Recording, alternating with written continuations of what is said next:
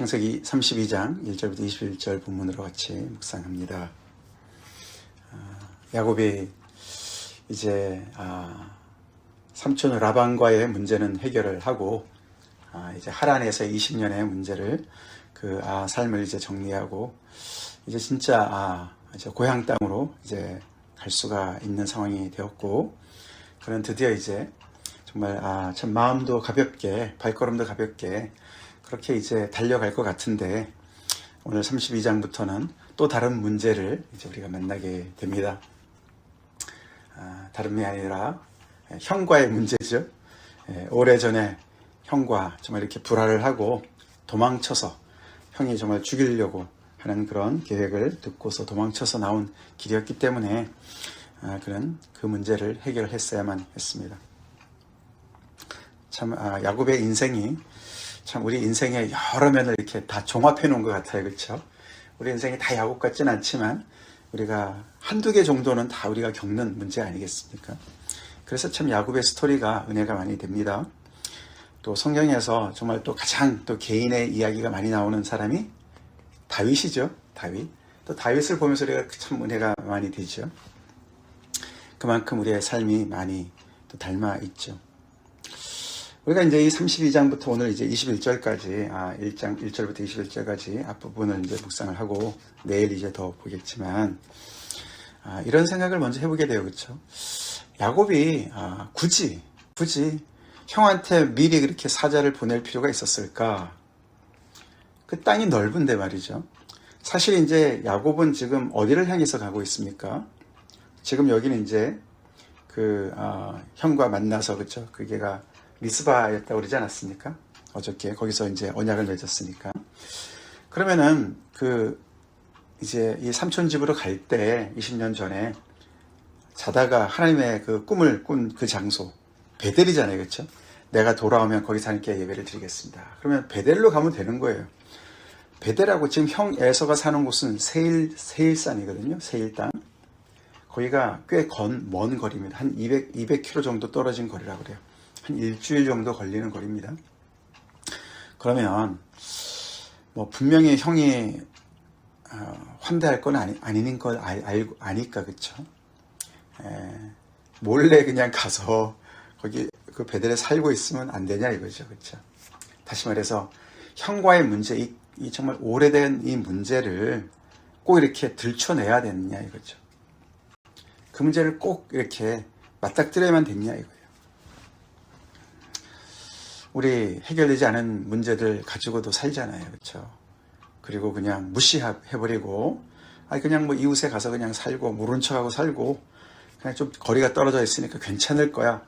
이런 생각을 할 것 같은데, 그렇지 않습니다. 야곱이 괜한 짓을 한 것이 아니죠? 아닙니다. 이게 바로 성경이 우리한테 가르쳐준 하나님의 진리의 말씀입니다. 야곱은 이제 하나님의 약속의 땅을 향해서 가는 것이고 하나님의 축복을 이제 누리는 사람이 되는 것입니다. 그 길에는 형과 화해하는 것이 필수입니다. 형제와 화해하는 것이 필수입니다.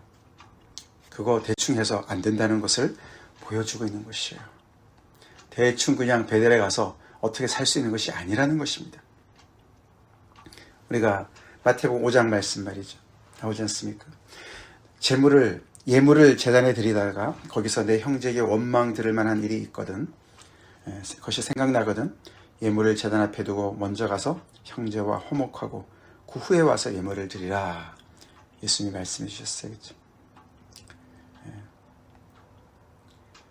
형제에게 노하는 자마다 심판을 받게 되고, 형제에 대해서 라가라 하는 자는 공의에 잡혀가게 되고, 미련한 놈이라 하는 자는 지옥불에 들어가게 되리라.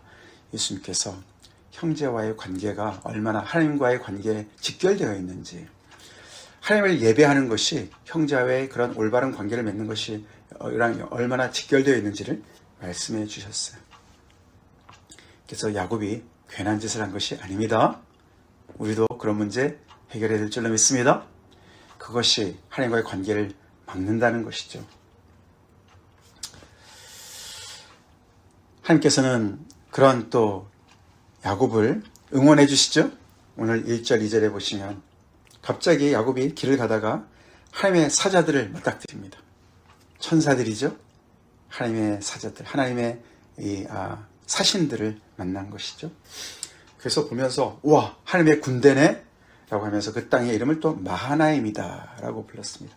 마하나임은 두 진영이다, 두 군영이다. 이렇게 아마 캠프가 두 군데로 이렇게 나눠져 있었나 봅니다. 그래서 하나님의 군대가 이렇게 있는 거예요. 진을 치고 있는 거죠. 다 앞을 내다보는 그런 모습이죠.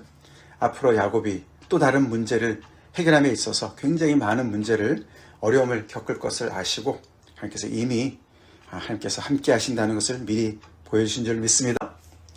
우리가 하나님의 말씀대로 순종하고 그 일이 정말 힘들고 어렵고 그렇지만서도 어떻게 해보려고 하는 그런 순간에 하나님께서는 이미 우리에게 도움의 손길을 보내시는 줄로 믿습니다. 그런 말씀이죠. 그게 다 연결되어집니다. 어쩌면 거기서 아이디어를 땄는지 야곱은 이제 3절부터 이제 이 형을 만날 준비를 하는데 그 준비가 참 야곱다워요. 오늘도 보면은 여기 이제 그 3절부터 이제 그 사자들을 보내서 미리 보내는 거죠. 자기의 사자들을 보냅니다. 그렇죠? 보내서 그 형한테 가서 잘 얘기를 하라는 것이죠. 그렇죠?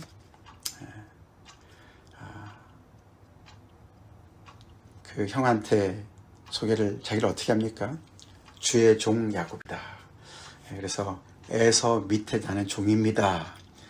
형의 종입니다. 그렇게 소개를 하라 그래요. 그렇죠? 내가 지금까지 다른 데 있었던 게 아니라 삼촌집 라반에 가 있었고, 그리고 지금 제가 거기서 가서 20년 동안 있으면서 부자가 됐습니다. 그런 말이죠. 소와 나귀와 양떼를, 노비가 많은 사람을 거느리기 때문에 제가 좀 늦게 옵니다. 그래서 제가 사자를 먼저 보냈습니다. 그리고 형께, 주께 은혜 받기를 원해서 이렇게 사자를 보냈습니다. 이렇게, 그렇게 어떻게 보면 화친을, 그렇죠, 화해를 청하는 그런 사신단을 먼저 보내는 것이죠. 그래서 이제 형의 그런 그 20년간 어떻게 변했나, 어떤 마음인가를 떠보는 것도 있었을 것이고, 이렇게 해서 정말 잘 해결되면 좋겠다라는 생각이 있었겠죠. 그런데 웬걸 그 사자들이 돌아와서 얘기하는 것이, 형이 에서가 400명을 거느리고 달려오고 있습니다. 다른 말 하나도 없어요. 그렇죠? 아무런 말 없이, 와, 그래? 뭐 반갑다. 형, 뭐 동생을 만나러 가야지, 환영하러 가야지, 뭐 이런 말도 하나도 없고 그냥 400명을 거느리고 오는 거예요. 그러니까 어떻게 됩니까? 이건 분명히 우리를 치러 오는구나, 그렇게 생각이 들었죠. 그 얘기를 들은 즉시 야곱은 야곱답게 준비를 합니다. 야곱이 심히 두렵고 답답해졌습니다. 한 문제를 해결했는데 또 다른 문제가 이렇게 코앞에 닥쳤습니다. 그래서 두렵고 답답한 상황이 됐다는 거예요. 그래서 7절부터 이제 야곱이 이 문제를 해결하는 어떤 그런 그 접근을 우리가 보게 되는데, 먼저 7절부터 8절에 보면은 그 너무나 두렵고 답답해서 이렇게 쳐들어오는 이 형을, 그 무리를 막기 위해서 먼저 하는 게 뭡니까? 그가 자기의 그 짐승들을, 가축들을 두 떼로 나누어요. 그렇죠? 마치 이 마하나임에서, 그렇죠, 하나님의 사자들을 이렇게 두 진영이 있는 것을 보면서 두 떼로 나눠요. 그래서 작전을 짜죠. 에서가 와서 한 떼를 치면 다른 한 떼는 피해야 되겠다. 이렇게 해서 두 떼로 나누는 작전을 합니다. 그러면서 그는 이어서 9절부터 12절까지 기도를 해요. 그러니까 준비도 하지만 기도도 합니다. 야곱이 기도를 하는데 준비를 또 합니다. 그렇다고 믿음이 없는 거 아닙니다. 그렇죠? 우리도 해야 돼요. 그렇죠? 기도하면서 또 준비도 해야, 그렇죠? 해야 되는 줄 믿습니다. 근데 그게 반복이 돼요. 7절, 8절에서 준비하고 계획하고 9절부터 12절까지 그는 기도합니다. 그 다음에 또 오늘 뒤에 보면은 13절부터 21절까지 그는 또 준비를 해요. 여러 가지 계획을 세웁니다.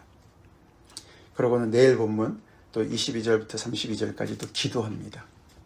이렇게 준비하고 기도하고 준비하고 기도하고 계속 반복이 돼요. 그게 이제 야곱의 모습이에요. 사실 이미 우리는 야곱이 꽤 많이 변한 모습을 봐요. 그렇죠? 형 앞에 가서 사자들한테 부탁하는 게 형 앞에 가서 주의 종 야곱이라고 표현한 것부터 그렇고 내가 주께 은혜 받기를 원합니다. 그게 벌써 5절에 자기 자신을 굉장히 낮춰서 얘기를 하는 거예요. 저는 안 그랬어요. 형을 이겨먹으려고 그랬죠. 그렇죠? 어떻게든지 형을 이겨먹으려고.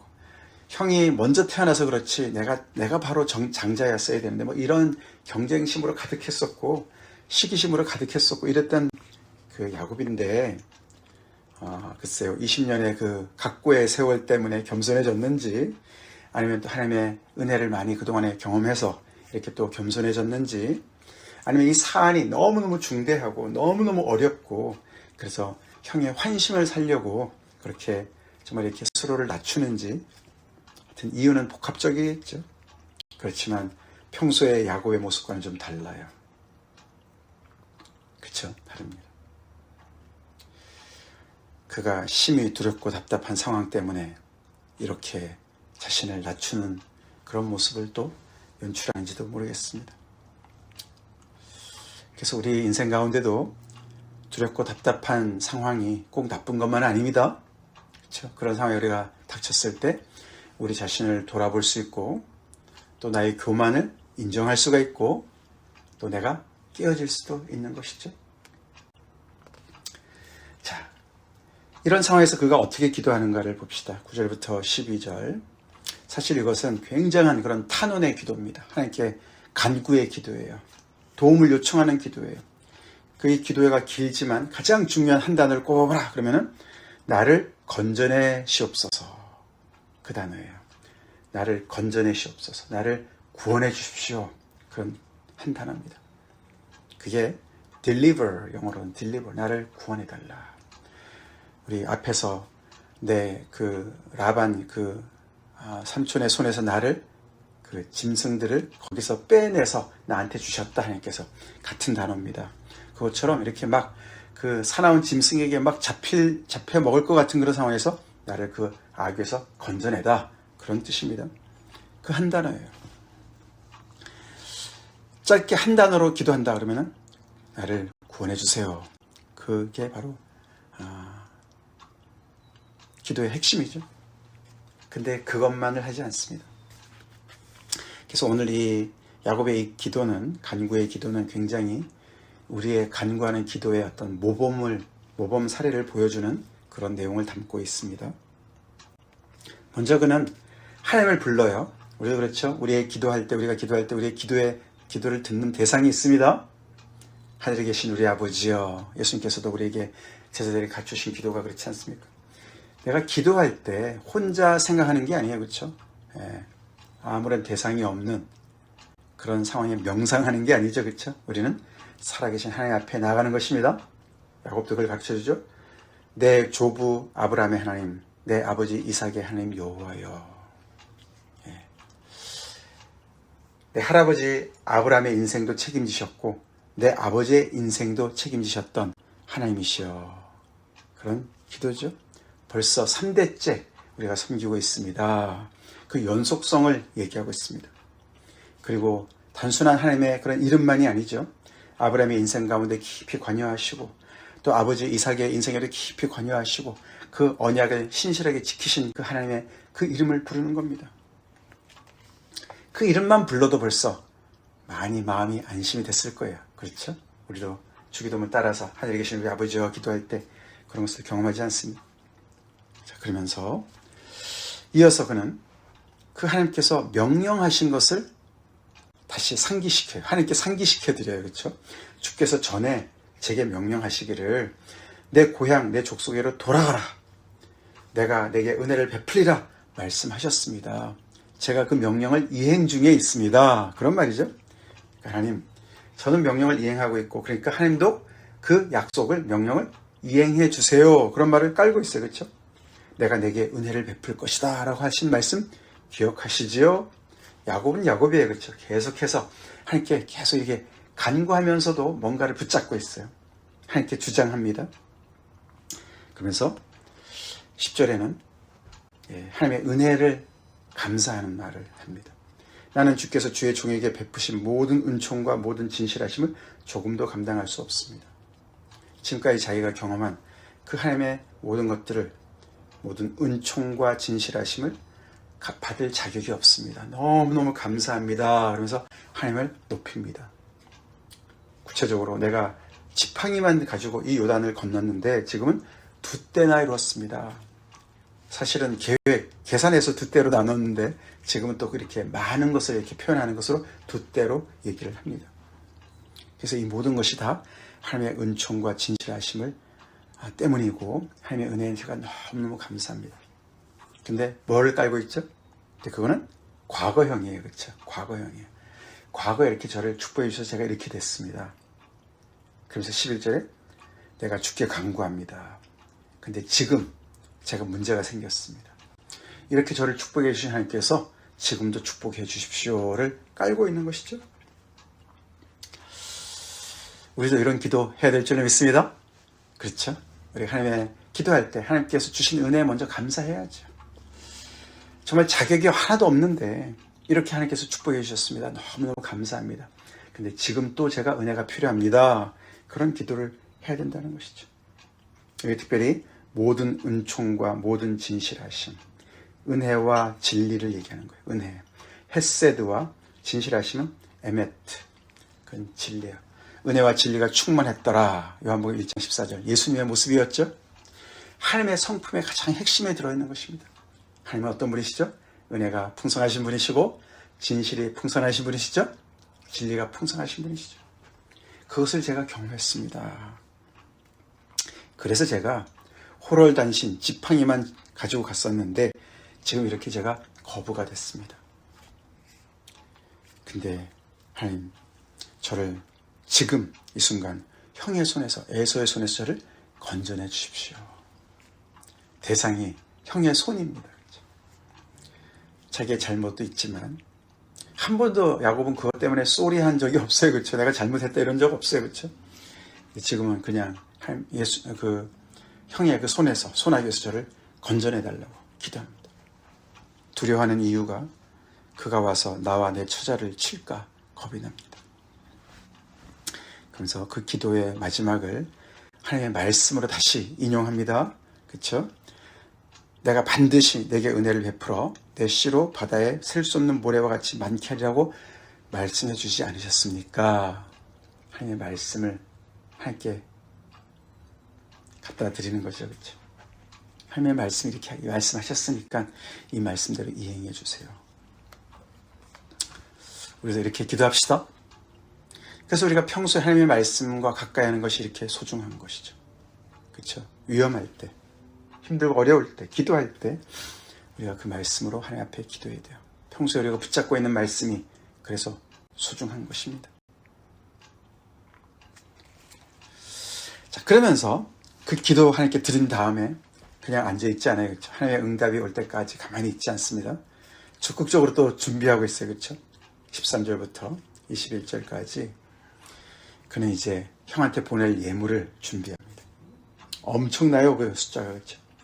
근데 그거를 한꺼번에 보내지 않아요. 그렇죠? 이렇게 여러 그룹으로 나눠서 순차적으로 보내고 좀 있다가 또 보내고 좀 있다 또 보내고 이런 식으로 굉장히 주도면밀한 모습을 보여줍니다. 형의 환심을 사고 또 혹시라도 잘못 정말 형의 문제 그런 기분을 잘못 건드리면 큰일 나니까 굉장히 계산된 그런 계획을 하고 그것을 실행합니다. 그의 속셈은 뭐였습니까? 20절에 나와 있죠. 내가 내 앞에 보내는 예물로 형의 감정을 푼 후에 대면하면 형이 혹시 나를 받아주리라. 이런 생각으로 이렇게 하는 거죠. 야곱을 보면 참 꾀가 많아요. 그렇죠? 협상의 달인 같아요. 그렇죠? 협상의 달인. 그래서 굉장히 어떤 주도면밀하게 준비하는 것을 봐요. 사실 이런 걸 보면은 형 입장에서 생각해 볼 때 어떤 생각이 들었을까요?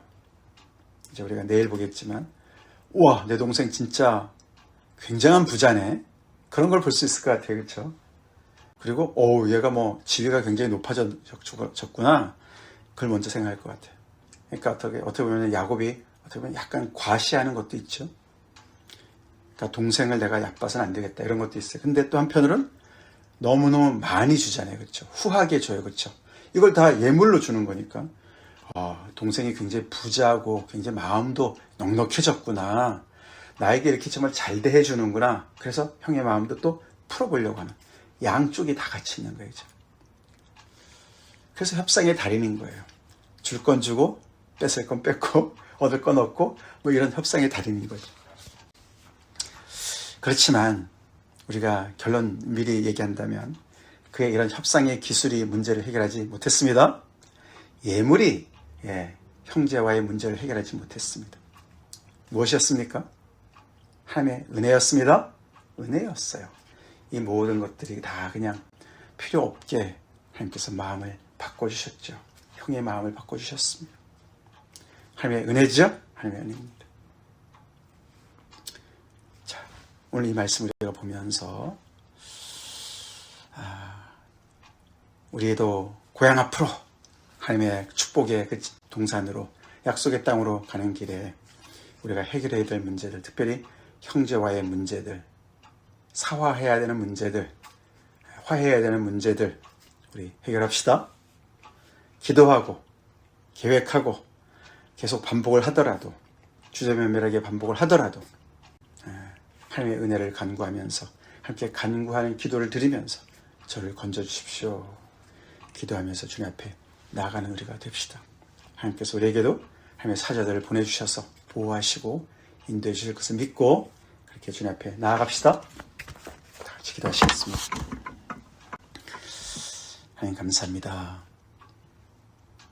야곱이 하란의 20년의 세월을 잘 정리하고 고향으로 가는 그 길, 참 아버지 너무나 설레는 길이지만 형 에서와의 문제, 오랫동안 정말 묵혀뒀던 그 문제, 정말 너무도 두렵고 답답한 상황을 그가 직면하는 모습을 보며 우리가 또 하나님의 말씀 앞에 지혜를 얻습니다.